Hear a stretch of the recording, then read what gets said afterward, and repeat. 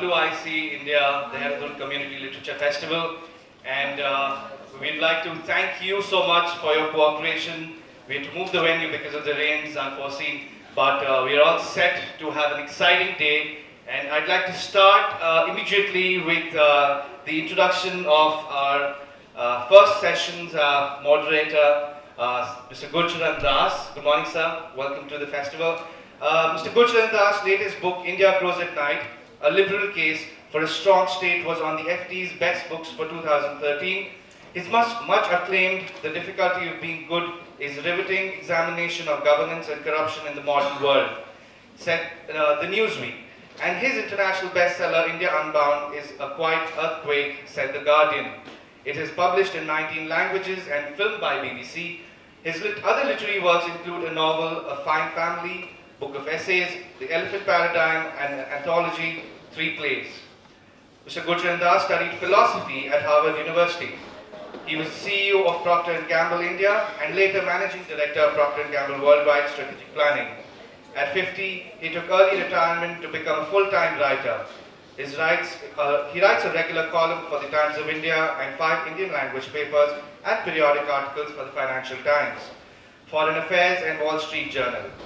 He's editing for Penguin, the story of Indian business in 15 volumes, of which 9 have appeared. And he lives in Delhi. Welcome to the festival. Can we have a big round of applause for Mr. Gurcharan?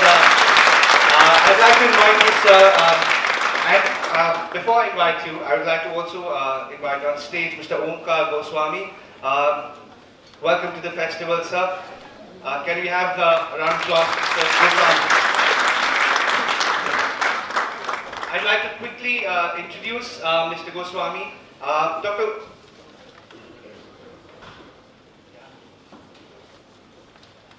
Dr. Omkar Goswami is founder and chairman of CERG Advisory Private Limited. CERG is the acronym for Corporate and Economic Research Group. Its objectives are to use India as well as international resources to provide best-in-class corporate advisory and consulting services. A professional economist, Dr. Goswami did his master's in economics from Delhi School of Economics in 1978 and his DPhil in economic history from Oxford in 1982. Mr. Goswami has served in several government committees. He was the chairman of the Committee of Industrial Sickness and Corporate Restructuring in 1993, which recommended revamping of India's bankruptcy laws and procedures. Members of Working Group on the Companies Act, the CI Committee, and on Corporate Governance. Mr. Goswami has been a consultant to the World Bank, the IMF, and the Asian Development Bank and OECD. He serves on the board of Dr. Reddy's Laboratories, IDFC Corporate, IDC Limited, Crompton Greaves Limited, Ambuja Cements, Ken India Limited, Godrej Consumer Products Limited, and Bajaj Finance Limited. Now, welcome to the festival, sir. Can we have a round of applause for this one? I would like to make a small correction. It is Mr. Gurcharan in conversation with Dr. Omkar Goswami. There's no moderation, so I'd like to introduce the session quickly. India's journey into the age of liberation, tales of trade, joys and disappointments. I think I'll leave it to you to take the session forward. Thank you. Thank you. Can you hear me now in my new avatar, which is sitting down with my dear friend Omkar, and I want to bring this beautiful chest. I call it a chest, red chest in front of you. Those of you in the back who cannot see it, it's a red chest of treasure. And it says here, 10 extraordinary tales of trade. Come experience the romance of the bazaar and adventures on the high seas. And it is really about, turn it around, 10 volumes, beginning with the Arthashastra. And then there is the world of the Roman trade, the world of the Tamil merchant. And I'll just take a few minutes first and introduce this whole set to you.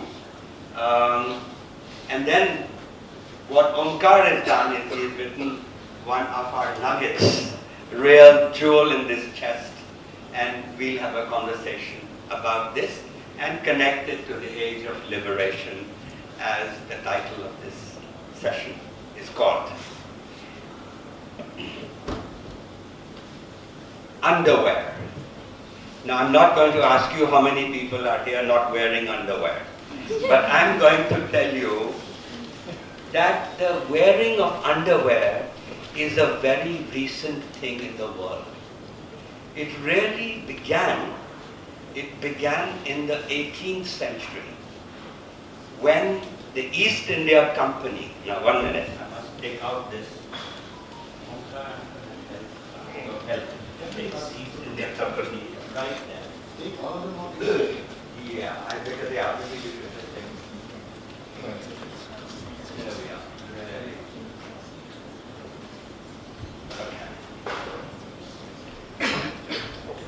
There we are. Yeah. So this is the book called the East India Company, the world's most powerful corporation. And just before this session, Omkar and I and Jagid here were talking about how actually it is the forerunner to the multinational corporation of today.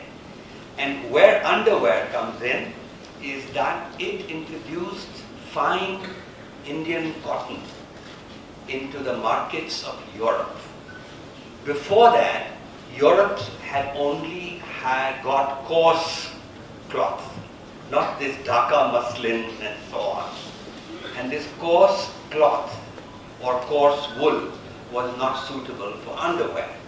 So it was too prickly.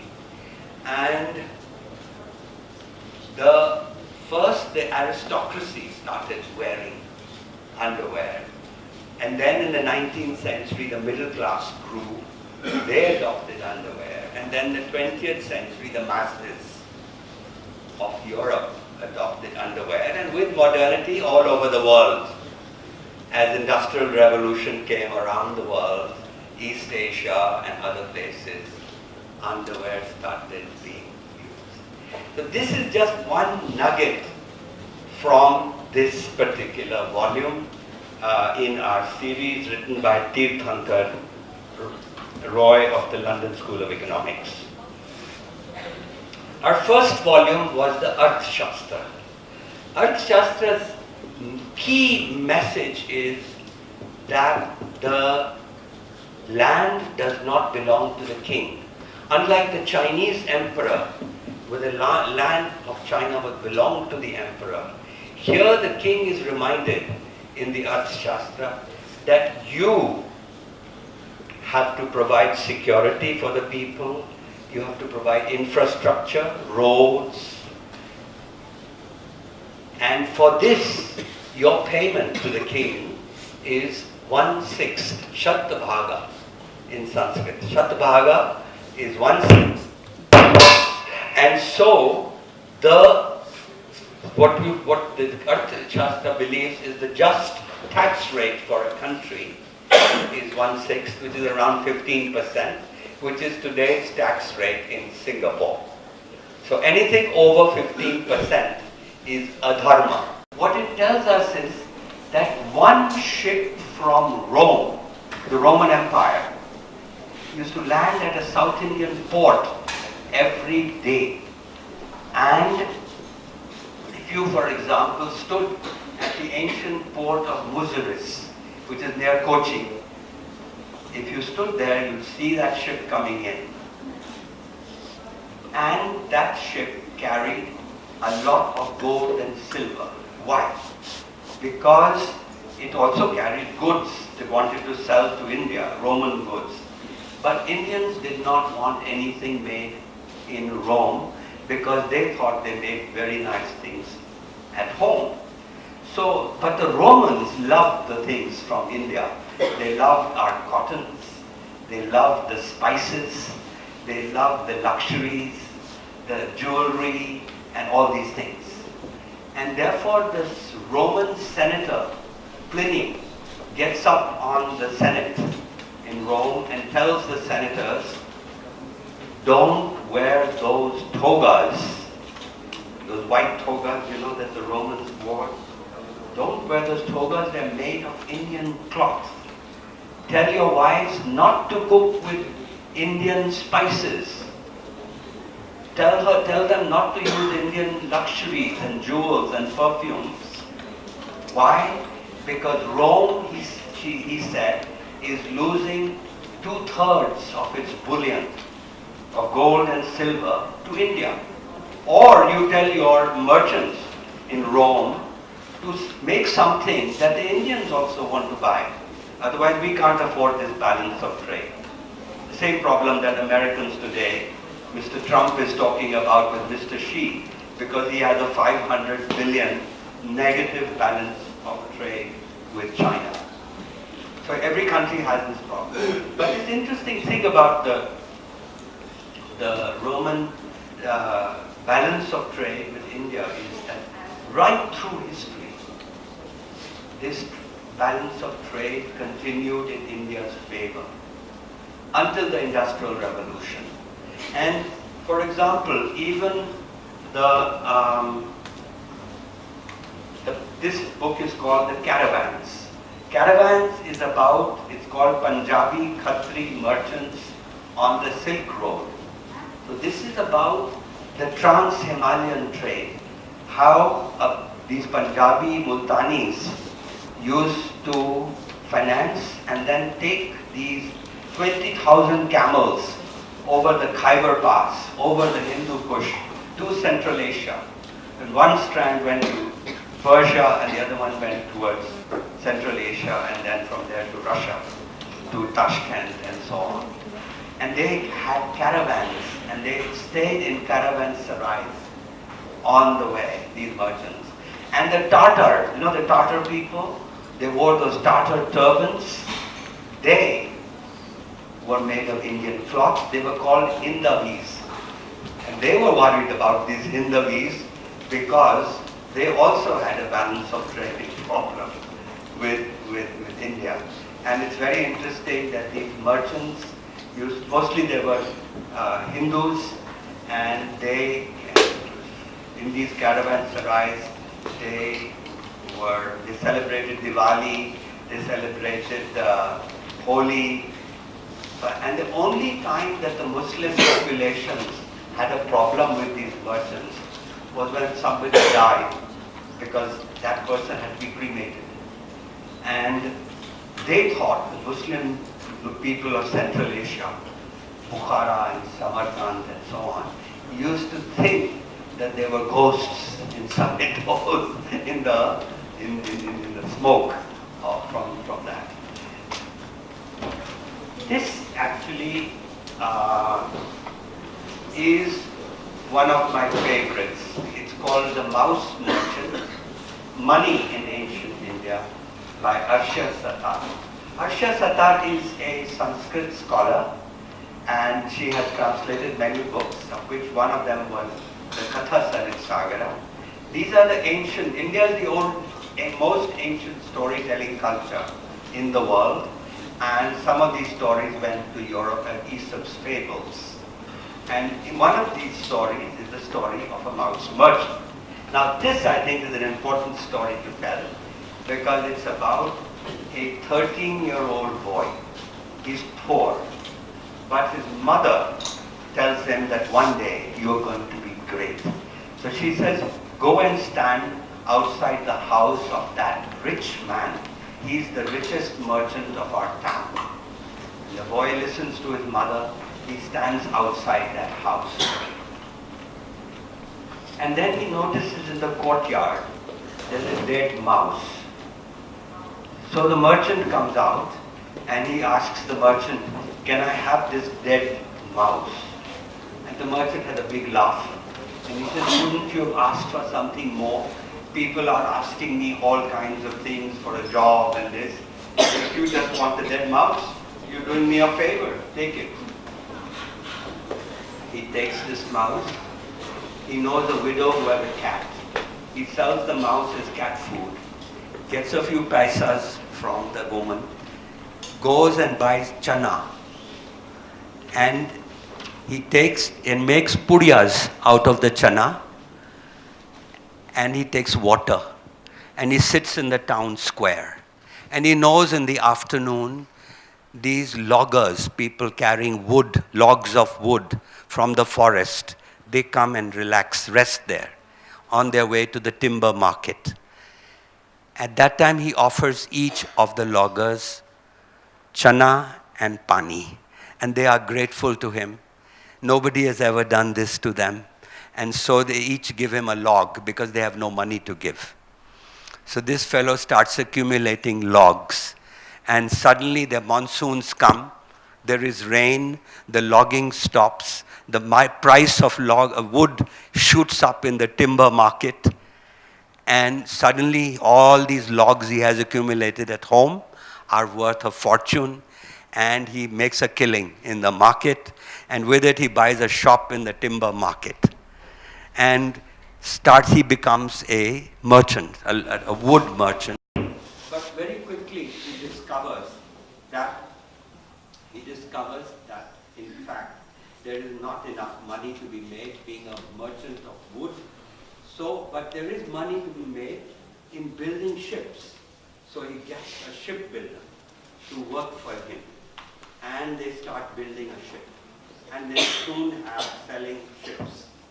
And then he discovers there's more money to be made actually in not just selling a ship to a ship owner, but actually running the ships. So he becomes the largest ship, what would you call it, shipper on the seas. Pretty soon he has become the richest man in town. And he gets a golden mouse made by a jeweler and takes it to that merchant, the one where he got the dead mouse. And he presents it to the merchant and tells him his story. And the merchant is so delighted by this tale of entrepreneurship that he gives his daughter in marriage to this young man. So that is the story of the mouse merchant, and many more stories after that. Now I'm not going to take a lot of time. Maybe we'll stop here, and we have gone through 5, and towards the end of the session I'll tell you more about the other 5. So I don't want to keep my friend here waiting too long, because I want him to tell us about Goras and Desis, which is the volume called The Managing Agencies and the Making of Corporate India, the organization of corporate India and how it began. And it came out of the end of the East India Company, in fact, the beginning of this thing. And so, Omkar, please, you have the floor, and tell us how, what the Goras and Desis is all about. You're feeling very hot here, right? All of you. And you're all very good students, and you're being forced to sit on a nice Saturday listening to old people speaking about books. Right. I'm going to try, just like Gurcharan did, I'm going to try and make this as exciting as it possibly can on a hot day in a room which isn't cool enough. Okay.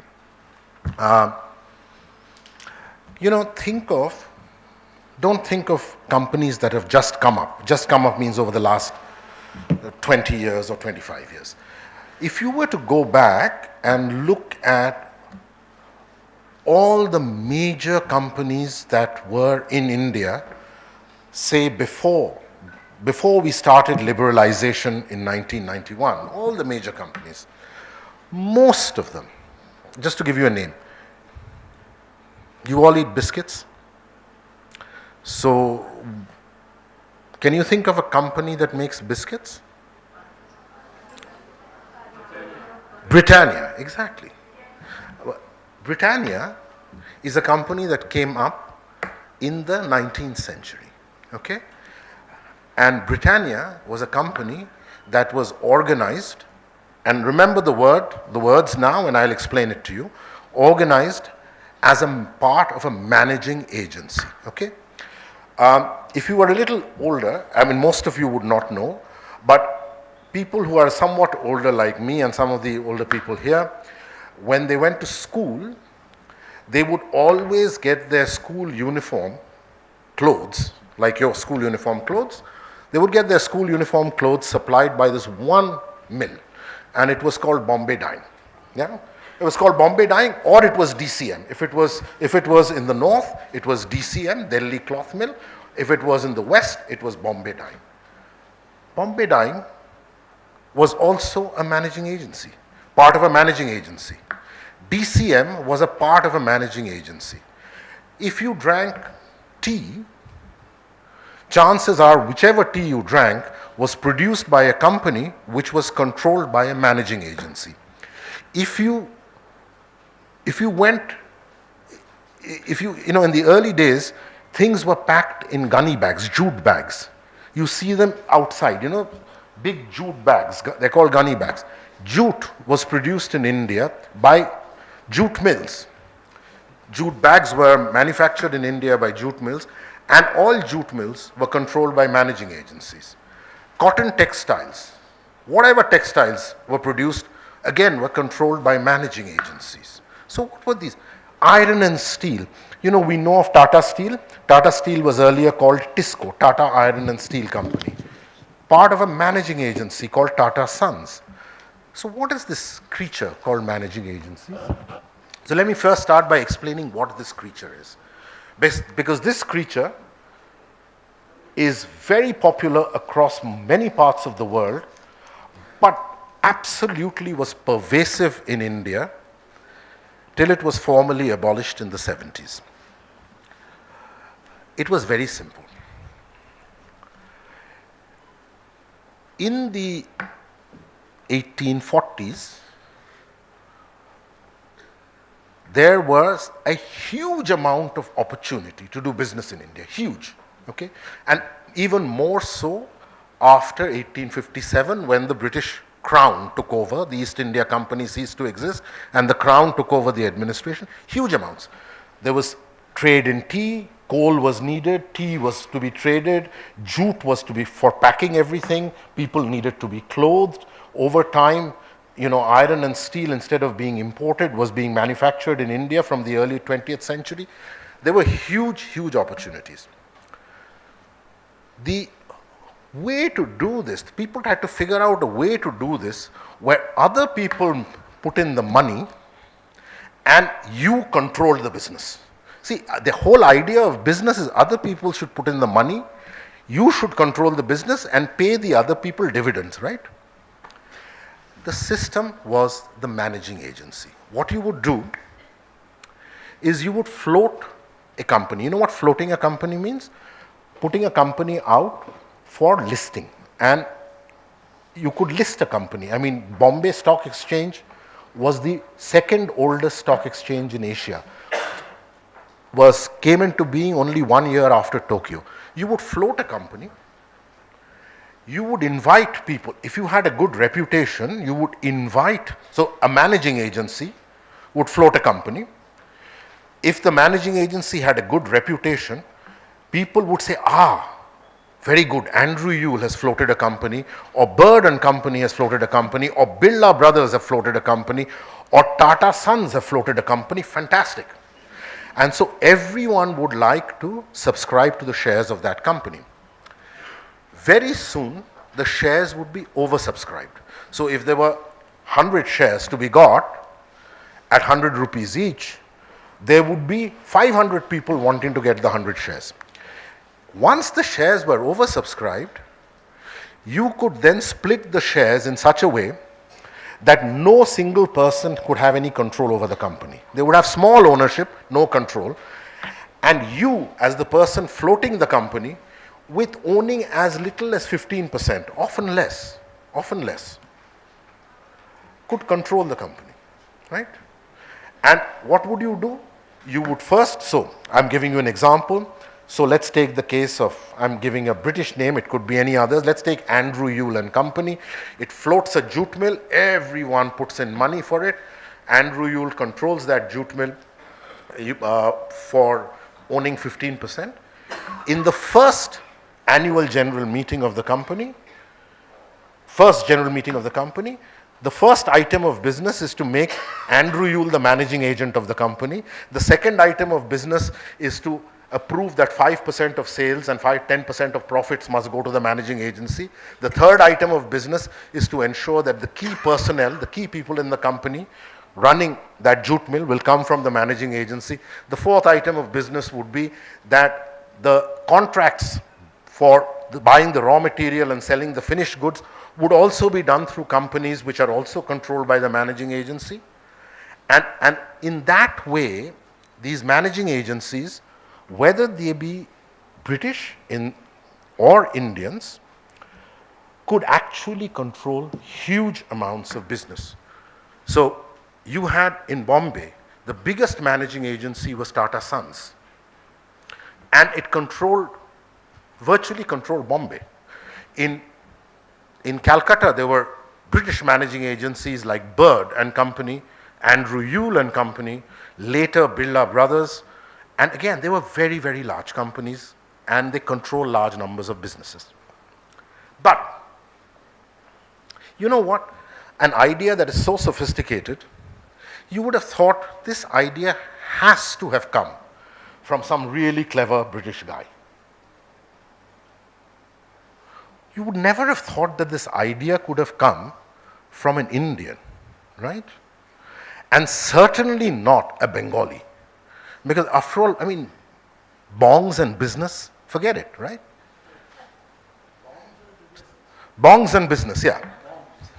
Bombs and business, yes. Bongs and business, no. I mean, just forget it. How could Bengalis come up with a great idea in business, right? But it was.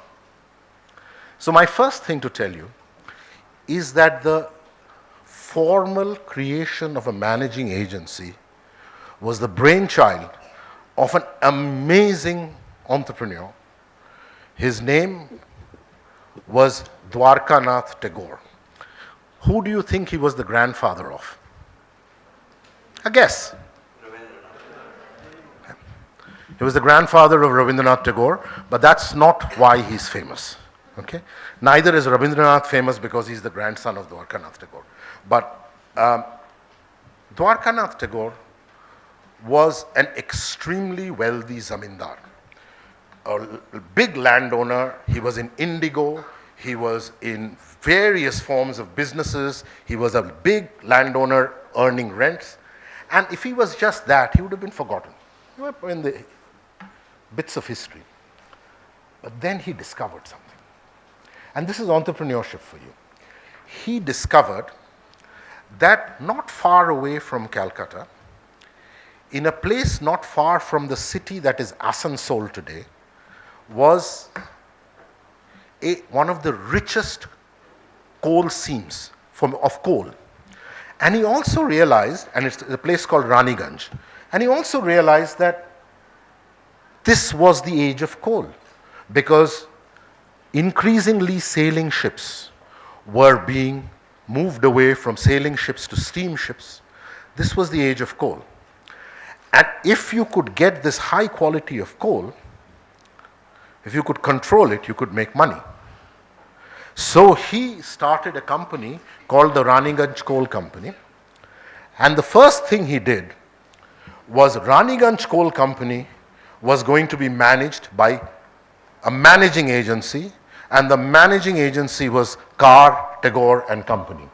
And if you look at the contract between Carr, Tagore and Company, he was a very clever guy. He made the first partner British so that he would not be discriminated against, okay? So Carr, Tagore Company and not Tagore, Carr and Company, okay?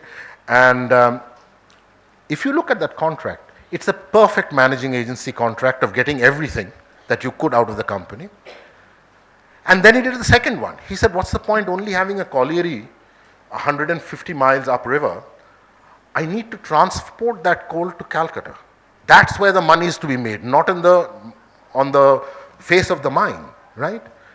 And so he started the Calcutta Steam Tug Association, which bought, again, under Carr, Tagore and Company, which bought 5 barges which would ship the coal all the way down river to Calcutta.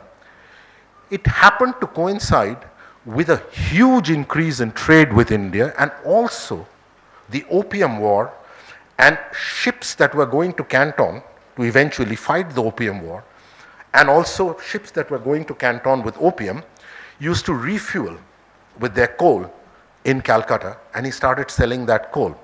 and made money hand over fist. And so the first chapter of this book is about the first chapter is an introduction. First chapter is Gurcharan's, then there is an introduction. But the first substantive chapter of the book is about this guy, Dwarkanath Tagore. But he was not a boring guy. You know, nowadays, I'm sorry to say, most Indian industrialists are extremely capable industrialists, but profoundly boring human beings. You wouldn't want to spend too much time with them. You certainly won't be able to discuss books with them, okay? They don't read. Dwarkanath was not a boring guy. His parties were major events of Calcutta. White people as well as locals died to get invited to Dwarkanath's. You know, I'll just give you an example of how much of a cosmopolitan man he was. He made 2 trips to England. The first was in 42, and the second was in 45, where he passed away, actually. Just think, in 1842, which is when still the East India Company is running the show. These are the people who he met. And it's very important to just get a sense of this guy. I want to make this character come alive with you, because I'm not going to go through all the chapters of the book. He met Robert Peel, who was the Prime Minister, in his first trip. He met the Lord Mayor of London. He met the Duke of Wellington, the Duchess of Kent, Albert and Queen Victoria, not once, but more than thrice actually, and once for dinner. Then he again, on his second trip, met the Queen and Prince Albert, spent 2 evenings with William Gladstone about admitting Indians to Parliament, had a long boozy evening with Charles Dickens and William Makepeace Thackeray, dined out every evening, wenched every second evening, and never came home before 4 o'clock in the morning. Right? So here was this character who was unique. I mean, he was, when he wore a dhoti and a kurta, he was more Bengali and more Persian than you could get. And when he wore his Western attire, he was more Western. He was a polyglot, and he was an amazing businessman. He eventually was not very successful at the end of the day, but he was an amazing businessman, and he set up a model which then created the growth of corporate India in Calcutta, in the eastern part, in Bombay, and the western part, in the north, as well as in the south. This book, why it's called Goras and Desis, is it's about the different kinds of industrialists that were there, the Goras as well as the Desis. Don't ever believe that before independence, industry was entirely controlled by the white people, and after independence they were thrown out and the black people took over, the Indians took over. That's completely untrue. Even in the 19th century and the early 20th century, textile mills in Bombay, cotton textile mills, were almost exclusively controlled by Indians. I'll give one example of the kind of Indian entrepreneurship. We are looking at 1907, well in the British times, and I'll just stop here. Tatas wanted, Jamshedji Tata wanted to do a steel mill. He died before that, and Dorab Tata was supposed to float the steel mill. He tried to get money in England. He went around for 6 months in London and got that many pounds, okay, as commitment, 0. And they kept on laughing about Indians starting a steel mill and an iron mill. I mean, how ridiculous can that be? So in 1907, that is 110 years ago, when we were in the middle of British rule, Tata Iron and Steel Company was floated by Tata Sons in Bombay. It was the largest flotation up to then in the history of India. On 26th August 1907, do you know 89% of the shares were bought by ordinary Indian shareholders. People from Bombay, people from Calcutta, because they wanted to buy this enterprise, okay? 89%. And Tatas controlled it with only having 11% ownership. The rest was ordinary Indian shareholders. So the point I'm trying to make is, one, you can never lose. You can never lose, and you can almost certainly win by reading. One of your fears, once you start really reading and then you get older and older, your fears will be, you will never be able to get over the habit of reading a book for at least half an hour before you go to sleep. You won't. And one of your fears as you get older and older is, how much of my eyesight will I lose so that I can't read, okay? But it is something that one can't do without. I know most of the people I know cannot do without a book. I'm not saying that you should buy this, but I'm saying that you can think if you read, and you can think creatively if you read more. And the second is, don't get into stereotypes. This is a book covering from 1850 right up to today. Don't get into stereotypes. Normally in schools and colleges, the reading material is so bad that they try to create syllabuses that are stereotypes, and they have, with no disrespect or a lot of disrespect, have teachers who cannot do better than only teaching stereotypes, okay? Because they have not read themselves. So don't get into stereotypes. History, as indeed life, is far more complex than simple stereotypes. I'll stop there. Thank you, Omkar. Now, with a few minutes that we have, and I might be able try to see if we have time to come back to Omkar, because I did want to ask him one question. Why did the managing agency system die? If it was such a great system, it died. But I just want to make sure that I continue here the treasure chest story. And I want to tell you the next volume that I want to talk about is the Marwadis. You all heard about the Marwadis. And the best story about the Marwadis is a story about a man called Ramakrishna Dalmia. Now, this is when he was 23 years old. He was poor. They lived he and his family. In fact, 9 people lived in one room near Bada Bazar, Calcutta, paying a rent of 13 rupees a month. And this fellow, though, his mother kept nagging at him, saying, why can't you go and get a job like everybody else? 100 rupees a month job, we'll be very happy. But he was a Marwadi, so he wasn't going to work for anybody. It was in his blood and DNA that he wanted to make a fortune. And a fortune teller had said to him, he had looked at his hand and he said, this boy is going to become rich one day. So what does he do? He steals his mother's bangles and he steals his wife's bangles and he sells them and he speculates in the silver bazaar. And then now the silver market was based in London. So the silver bazaar was something that was controlled through telegrams that you said, I'm going to buy so much, etc.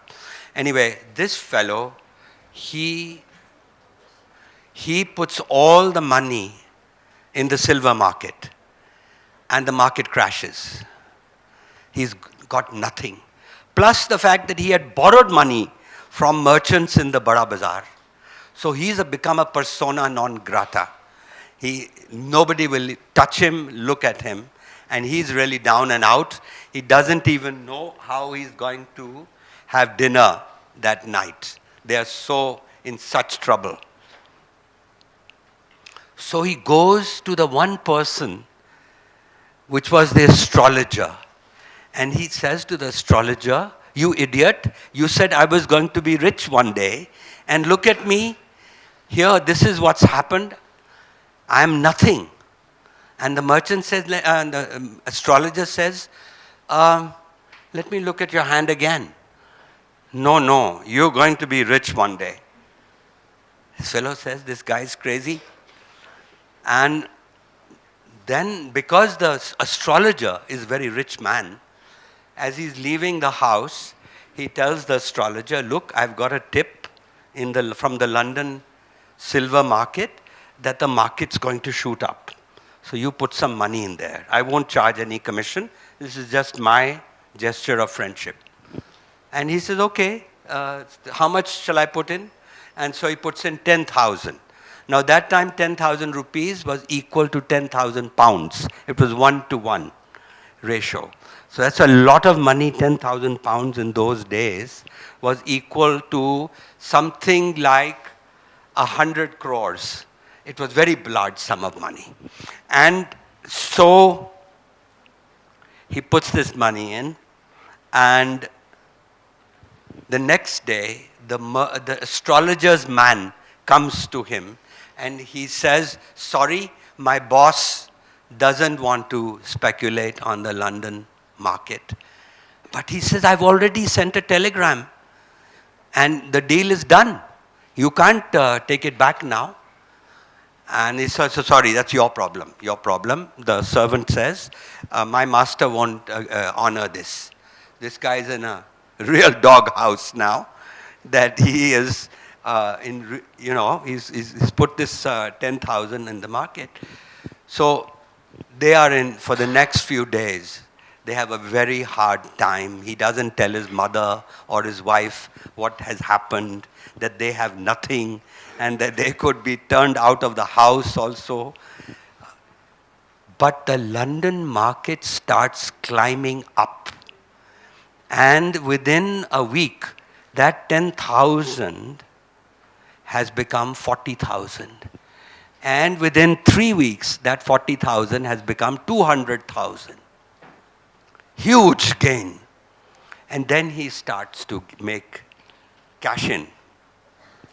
And with that money that he makes, he buys 11 bungalows in Lutyens, Delhi. Today, every nice house in Lutyens, Delhi is a Dalmia house. And he starts Dalmia cement, Dalmia paper, Dalmia this, Dalmia that, and becomes one of the richest. And eventually can't get away from shorting stocks, and does a hell of a lot of it, scams 7 companies, and eventually gets caught. And he was the first industrialist who was sent to jail in the 50s, Ramakrishna Dalmia. And he also learned how not to go to jail by saying he was sick, and he stayed outside jail for 2 years. But by the time he came out of jail, some of his key properties, including Bennett Coleman and Company, was taken away by his favorite son-in-law. When he went to his son-in-law and said, "May I please have it back?" the son-in-law said, "Bugger off." And Bennett Coleman and Company is Times of India, by the way. Powerful Indian company. But what Omkar should also tell you is that Dalmia also gave a bad name to the managing agency system. And that sort of stuff contributed to the death of the managing agency system. But let me just finish this story quickly now. Let me choose only one story. This is, by the way, the Kachis, story of the Kachis of Gujarat. And this is our latest volume on the building of the Indian railways.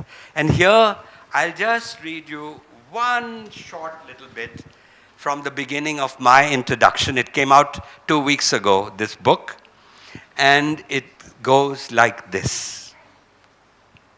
Every Indian seems to have at least one impossible romantic railway memory. Mine, that is me, is of a journey from Kalka to Shimla when I was 5. We were fleeing, by the way. It was a partition of India. And we were running for our lives from Lahore.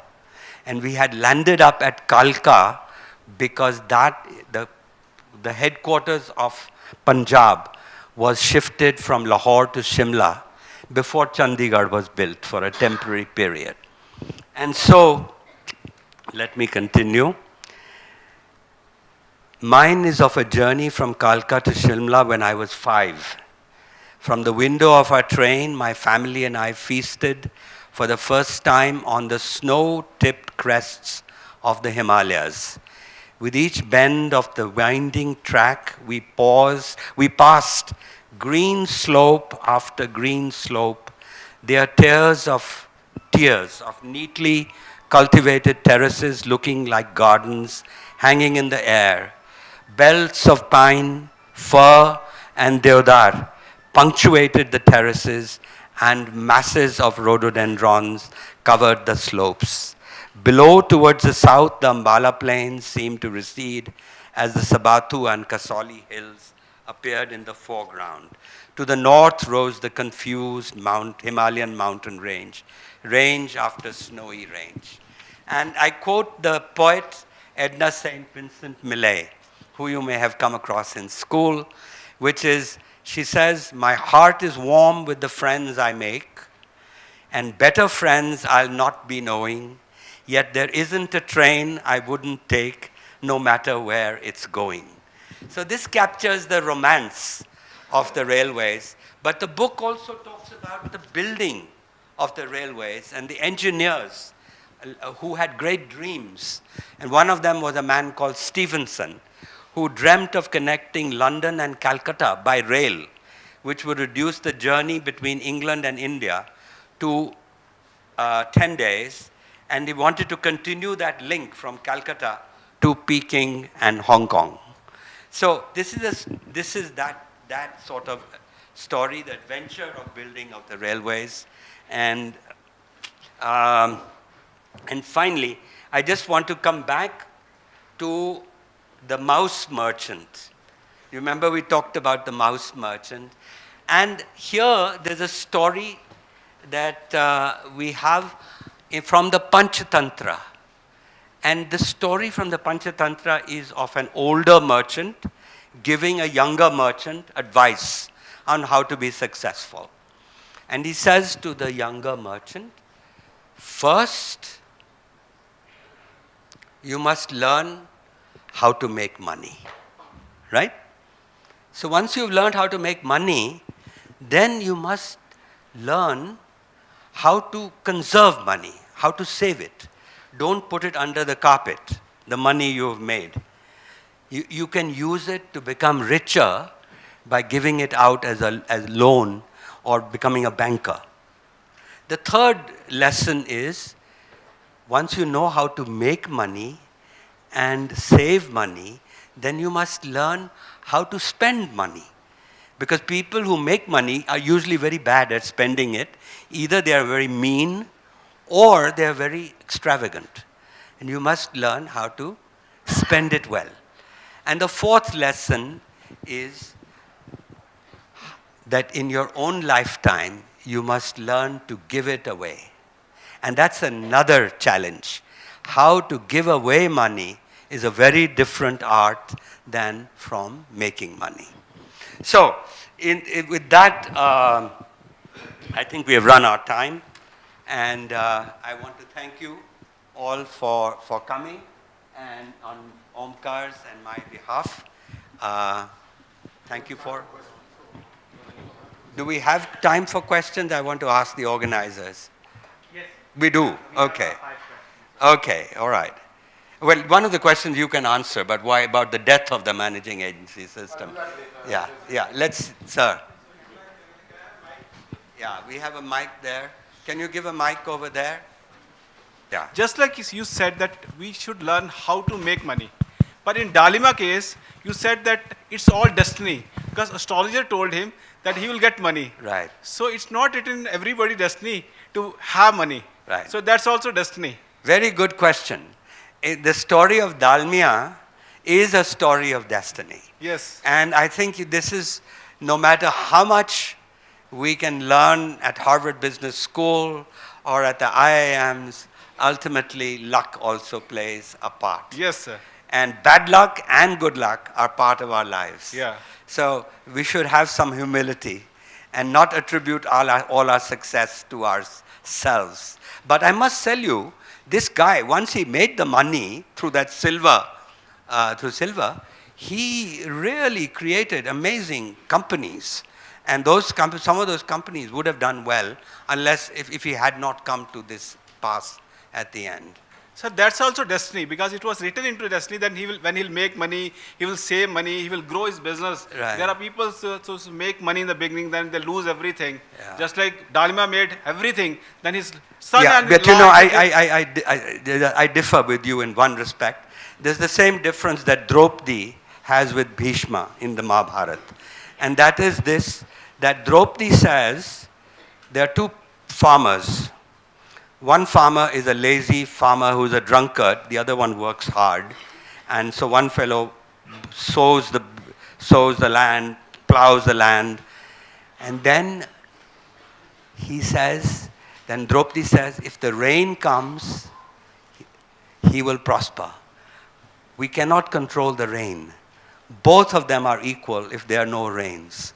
But if the rains come, and the rains do come, then the fellow who works hard is successful. So I don't believe that it's only luck. It is worth working hard, youngsters, and it is worth acquiring some skills. Right, sir. Thank you.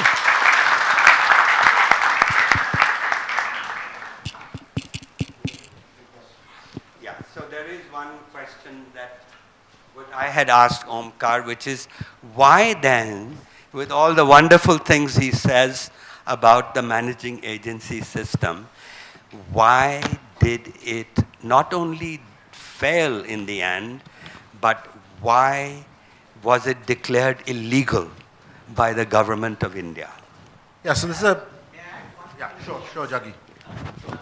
One thing, given that we have a huge stock of public sector companies which are badly run, do you think we should reinvent the managing agency system so that you have good managers running them as a managing agent, not with the idea of control and things? If you can just add to that. Very good question. So, why did it fail?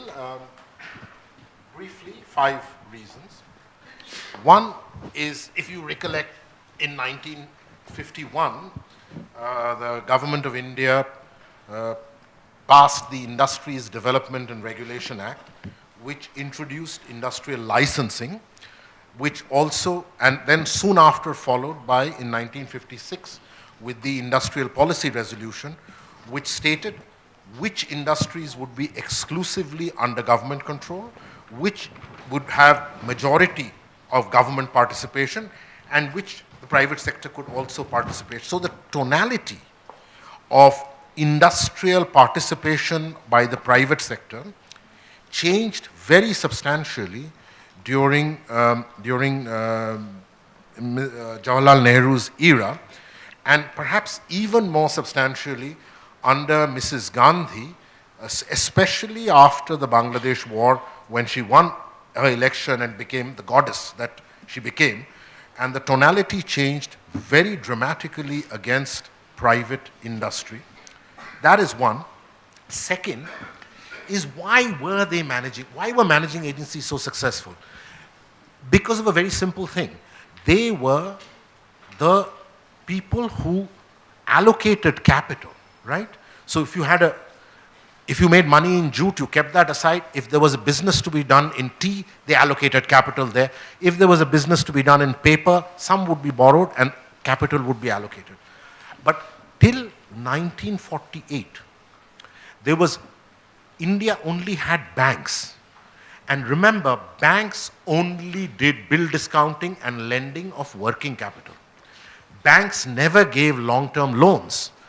It is in 1948 that you started with IFCI, in 1955 with ICICI, which has now become a bank, and in 1964 with IDBI, which explicit purpose of these three were to give money for industrialization and give 7, 8, 9, 10-year term loans at very reasonable prices.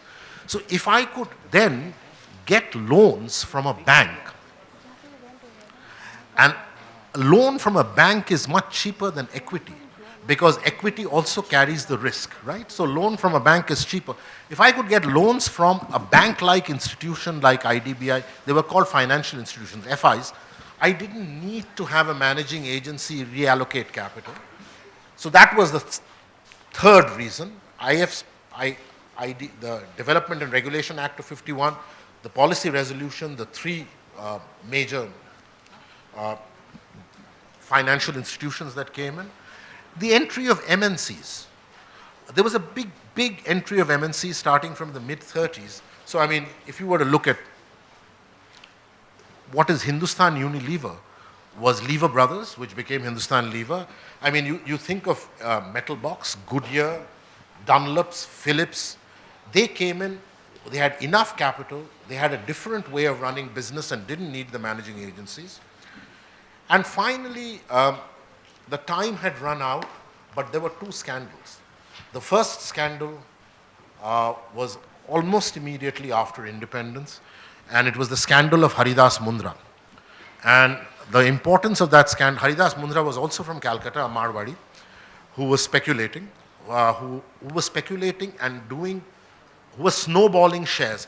He would buy shares, then short it, so give it to someone else, then short it, buy some more shares, and he kept on snowballing shares of companies which he then got to control, then short them again and get money. Eventually, he needed more money because it was a Ponzi, so you needed money. And a newly formed, very prestigious public sector entity called the Life Insurance Corporation of India, he persuaded them in those days to lend close to 2 crores for these operations over 5 different loans, which they did. And he failed. And of course, that was the first time the Indian Parliament saw a son-in-law take the pants out of the father-in-law who was the Prime Minister of India. Firoz Gandhi stood up and actually blasted Nehru apart. Nehru formed a commission under Chagla, MC Chagla, and to look at it, and he had to sack T.T. Krishnamachari, who was his finance minister, because he had okayed this deal. So one was this, where suddenly these guys became grubby, greasy guys in the eyes of government. And the second was the Ramkrishna Dalmia case, which was, I mean, Haridas Mundra was a little fish. Ramkrishna Dalmia was a big guy. And he was a big time. He was an extremely successful industrialist, but he was without doubt, an absolutely unrepentant cheat. Okay? There was no question that given an opportunity to cheat anybody, he would cheat except his customer. His customer he would not cheat, but he would cheat the shareholders, he would cheat anybody else, he would cheat banks, he would do anything. So, and he eventually got caught. And he also painted a very bad picture about private capital. And then Mrs. Gandhi came into power. If her father had a testy relationship with private capital, she absolutely despised private capital.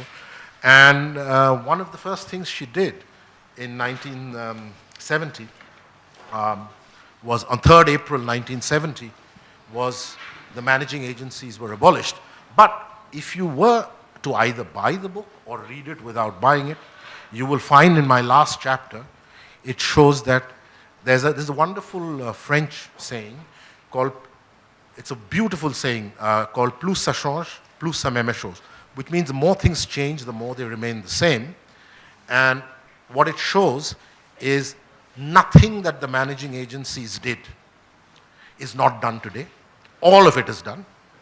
And number two is that the system of managing agencies proliferated throughout most countries, barring the United States. Okay? Throughout most countries in the world, and still does. To answer your question, yes, I think something like a flexible holding company is a good idea, but you know, there's a lovely American saying, turkeys never vote for Thanksgiving. And I cannot see a public sector entity or the government of India doing things which take away power, because the power of a public sector entity is the power of patronage, not the power of earning shareholder returns. Thank you all. I'm sorry, we just.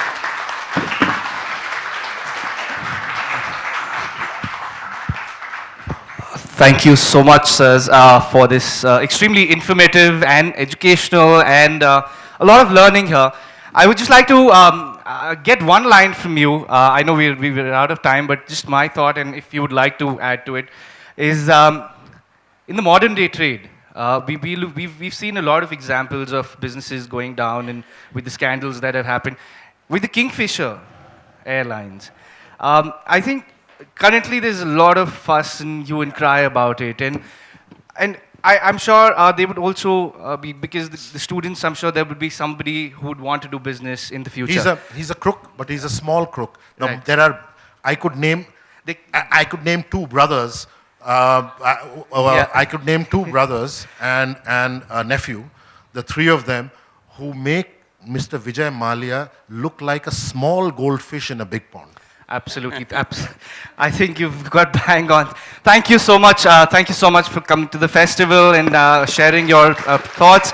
Please give a big round of applause for Mr. Gurcharan Das and Dr. Omkar Goswami. Thank you so much.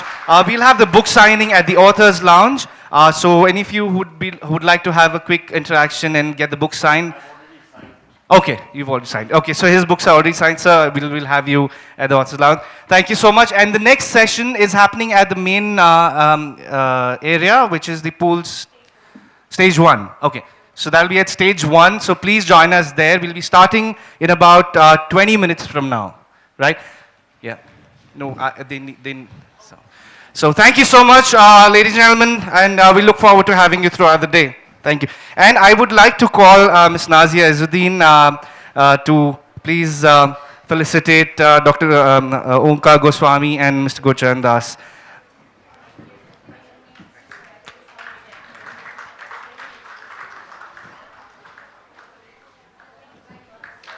Thank you. Thank you so much. Thank you, Nazia. Thank you, ladies and gentlemen. See you in a bit.